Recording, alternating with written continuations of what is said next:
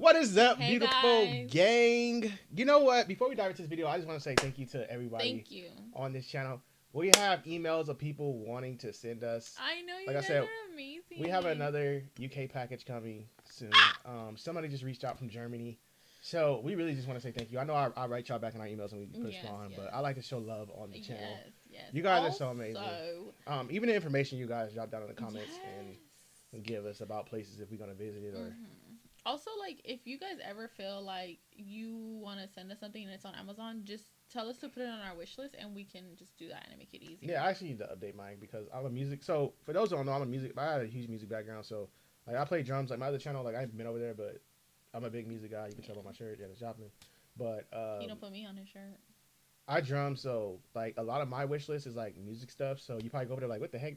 This ain't got nothing to do with what they react to or... So that's just my music list, or my music list. That's why my Amazon list looks like the way it does because I have a little bit of everything. I'm a big music guy. So today we're heading back to football. But this is so we just did chants. Now we're going into the best celebrations. Funniest celebrations. Yes. I want to laugh. If you're new, hit that subscribe. The football celebration can be an overwhelming expression of joy, or it could just be completely stupid. Sometimes it can be both. From fishes to indecent exposure, we're going to look at the most ridiculous ways goals have been celebrated. Icelandic club Stanen are the kings of the funny celebration. This whole video could have been about them. We'll get to their most famous moments soon, but who could forget the time when the team assembled to create a human toilet, or the other time when they went full Transformers and morphed into a bicycle? Players often put the board under their shirt for a newborn, but they don't usually take on the role of the mother as well. And from giving life to taking it, full marks for this Rambo celebration. Oh my gosh, featuring some hand-to-hand combat and guns, then of course automatic weapons. Then there was the one where they decided to switch sports and take up some rowing, presumably because they needed a boat to pick up the catch of a very heavy fish that was reeled in expertly by the team's star striker for this celebration. Everything from the casting, the flapping around, all the way to the post photo at the end is pulled off superbly with excellent technique. That's a fish? That is a good fish. Oh my gosh, never have I ever. I've only seen the people where they're like stuck and they're kind of going like this, but that was a good fish. In my brain, I always thought, like, what is they tell we need an extra 5 minutes at practice today, an extra 10. Practicing their celebrations. Like, right, yeah. Everybody. I want to be the fish. Today after practice, we got an extra 15 minutes. We're going to be practicing our celebrations. Surely, if this team spent as much time training as they did on their choreography, they'd win the Champions League with their eyes closed. Taking your shirt off as a celebration is now an offence, punishable by a yellow card. Dang! But there are two players that have figured out an ingenious and a not-so-ingenious way of getting around this. Although it's the clever one that resulted in a red card, so you be the judge. First off, Mirko Vicinic. He's a player who likes to leave it all out on the pitch, including his clothes. In 2010, during Euro 2012 qualifying, he scored for his country of Montenegro against Switzerland, and to avoid removing his shirt, he removed his shorts instead. But he still got a yellow card for his striptease. Amazingly, this isn't the only time he's done this. The forward was playing for Juventus at the time, and he scored a penalty for his Serie A team against Pescara in 2013. And off came his bottom half again in joy. He said, well, y'all want to give me he for didn't my learn his shirt, lesson, and he was booked again. Unfortunately, this second yellow was in a different game, so he didn't get sent off, sparing us all from watching this one again. Vicinic isn't alone when it comes to this kind of celebration. Muang Thong United of the Thai Premier League, and in particular their fans, were treated to the kind of behaviour you might see on the back streets of Bangkok, when midfielder Mario Jurovski scored a winning goal. He took his shorts off, put them on his head, and paraded around in front of his fans. The referee didn't see the funny side of Mario's Magic Mike impression and sent him off with a second yellow. Eric Cassidy's approach was a little different, but with a similar outcome. The French striker was influential in Vancouver Whitecaps' first season in the MLS. The only issue was he kept getting sent off, and picked up 3 red cards in 26 appearances for the club. His best red card was saved for a game against the New England Revolution. Give us the best. After scoring a penalty, he removed his shirt and threw it into the supporter section, revealing an identical shirt underneath. He must have felt smug, at least until he saw the referee, known for his love of the red card. He was more than happy to give Hasley his second yellow card of the night and his marching orders. That was actually pretty smart, though. You know what, y'all? I would put a long sleeve under that long sleeve, though. You could have got away with it. I normally watch football, soccer in the Olympics because it's dope. But it's so funny because I always laugh at the guys that rest with the cards because they be like a parent. Like they let you know that card coming up. He waited for him. Like, you see me? You see this card? But Come on, bro. He had another shirt underneath it. Did you really need to throw a card? It's probably the mocking of it. Probably the mocking. Like, oh, wow. Because they found a way around it. He pissed off. Oh, you think you slick? Here you go. Red card. But that's not the strangest way a player has received a red card for a celebration. What? In the Italian lower leagues, a game between Ponticelli and Riolo Terme took an unexpected turn. The Riolo Terme striker put his team ahead after a classic lower league goalkeeper fumble. Despite the quality of the goal, the striker acts like he's just scored a worldie, avoids his teammates, and lets his joy out on the subs bench, forcing his head through the side of it. He understandably got himself sent off and probably sent to the hospital as well. Often an explosion of rage like this can happen after the release of emotion that comes with a goal, and this is the case with our next celebration in a really bizarre way. Tamuri Ketsbaia played for Newcastle in 1998, and when the midfielder bagged an injury-time winner against Bolton, he went berserk, taking his shirt off and kicking the hoardings in a way that might have looked like he really wasn't keen on advertising. Magpies legend Alan Shearer has revealed that the reason he went so crazy is because he'd been told by manager Kenny Dalglish that he was going to be benched for the game. His reaction was to throw his phone, not at the manager, but at a wall. And back in 1998, that probably did quite some damage to the wall. But the wall won, and Ketsbaia's phone was smashed to pieces, as was some of St James's Park the game the day after. If you don't know who Paul Gascoigne is, then he can be summed up pretty easily. He was a very talented footballer, he liked to drink, and he's got a great sense of humour. The next celebration combines all three of these things, and it's the first one of two that reference certain controversial off-field antics. Before Euro 96, hosted by England, the national team went on a pre-tournament tour of East Asia. This was back in the days when players used to have fun between games, and when I say fun, I mean drink. A lot, like student levels of booze.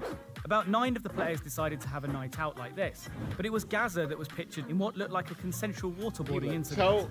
So when the player scored an iconic goal at Wembley against Scotland in the tournament proper, what else were his teammates going to do than surround him and squirt a water bottle into his mouth? Great goal, great celebration to match. Some honourable mentions before moving on to our last celebration, which is probably the most controversial the Premier League has ever seen. Speaking of controversy, Jamie Vardy isn't one to avoid sparking off animosity towards opposition fans. In fact, he relishes it. Whether it's cupping his ears in front of raging fans, shushing raging fans, cupping his ears again in front of raging fans, taking a bow in front of raging fans, breaking the flags of raging fans, or of course, pretending to be an eagle in front of Crystal Palace fans. A slightly more innocent bird-themed celebration came courtesy of Cody McDonald for Gillingham against Carlisle in 2014. The striker coolly dinked the ball past the keeper in a one-on-one and paid tribute to the massively popular mobile game Flappy Bird.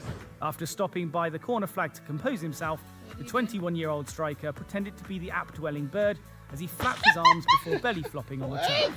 It's not exactly honouring the birth of your child or a deceased relative, but each their own. We've already talked about the removal of shirts being banned for celebrations, and there's a really good reason for this. Diego Forlan. At the time, he was underperforming for Manchester United before it was cool. So when he scored a rare goal for the club, he understandably wanted to enjoy the moment. He removed his shirt and in Mario Balotelli style, struggled to dress himself afterwards. This led to the Uruguayan spending the next 3 minutes running around half naked like an indecisive player in a skin versus shirt match while chasing the opposition. FIFA didn't find this very funny, the rest of the world disagreed.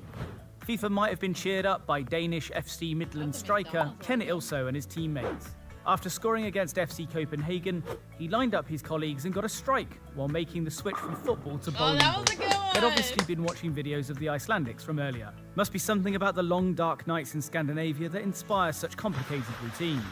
Then there's the post-goal moments that just go plain wrong. For example, Ian Robin after he struck a quality double for Bayern Munich against Braunschweig. The quality didn't extend to the celebration as he mistimed the knee slide on the pitch, bouncing up off it and ripping his thermals in the process. His manager may have given him some choice words after, which is exactly what Jimmy Bullard was honouring when he scored. Back in 2009, Bullard equalised for Hull City away at Manchester City and sat his team down in a circle before wagging his finger at them. This was in response to his manager Phil Brown's infamous dressing down of his side of the pitch after conceding 4 first-half goals in the same fixture the season before. But there's one player that definitely got a dressing down after his celebration, and that's Robbie Fowler. In fact, it led to a 4-match ban and a £32,000 fine. The Liverpool legend was influential in beating their Merseyside rivals Everton in 1999. After scoring a penalty, Anfield went crazy, as Fowler made his way over to the away end, falling on all fours and sniffing the byline in response to accusations that the player liked to partake in a little more than energy drinks to get perked up before a game. It caused uproar behind the goal and was reported to police that had to move in to quell furious Toffee fans. A further 2 games were added to his initial 4-game ban, taking it up to 6 to see out the 98-99 season. Fowler's legal representatives called the punishment unjust and disproportionate, but he did the time and as a result lost the chance of winning the Premier League's Golden Boot. But we did get one of the best celebrations out of it, so personally I think it was worth it. For more football stuff, click these things. Cheers for watching. This was I don't feel like that was like, I don't think he should have been banned. No. I don't think so. Because it's like, you guys, I don't know if he did or didn't. I don't know. I'm just going off of this video. But if he's getting accused of it, and he's probably not, or even if he is, whatever the case is, this is like. I feel like some of these sports, though, they get too. The shirt is like, why? Not the people. I'm talking about like the owners and the league. Like even across in the States over here with us now, they get fined for everything now. Like these are grown men and women out here competing, and I get it. I get the whole saying when they say, "Oh, families come to these events and people are having." Man, I'm gonna tell my son they might act a little fool. Like you gonna hear a grown man on the basketball like be basketball people in his house. I don't understand it because it's like the whole shirt part. It's like you're mad about him taking his shirt off, but yeah, if he goes to the beach, water park, anything. Like I tell my son, like he's a big basketball. Like, we watch a lot of sports in the house, but I'm gonna just say basketball for example. I've taken my son to plenty of games.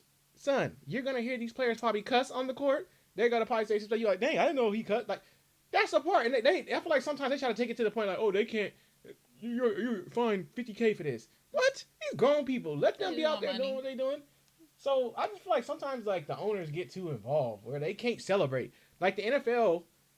Over here, they just brought back probably 2 years ago. Now, the players were getting fined when they celebrated. Every player, now, they voted they could celebrate. So now they got celebrations like this. They do all kind of crazy stuff in football now. But it's stupid because, like, why did you start fining in the first place? You're taking the joy and fun out of the game from the players when they can't even do a simple celebration after scoring. That's crazy work. I like the blue team. Like, they did some crazy cool, like, creative celebrations. That was cool. That was good. But this was a good one. I'm glad we got to see some of these celebrations. They were out of the box, so some of them were crazy and wild. Let us know what else y'all want us to react to. Ways to send it. I always tell you guys, you can go to the comment section, drop a link, or you could write us on our socials. Our links down below. However you want to send it. I know a lot of you guys send me the links through Instagram, so if you want to send them that way, that's perfectly fine. But just want to throw that out there. But thank y'all for tuning in once again. See y'all on the next one.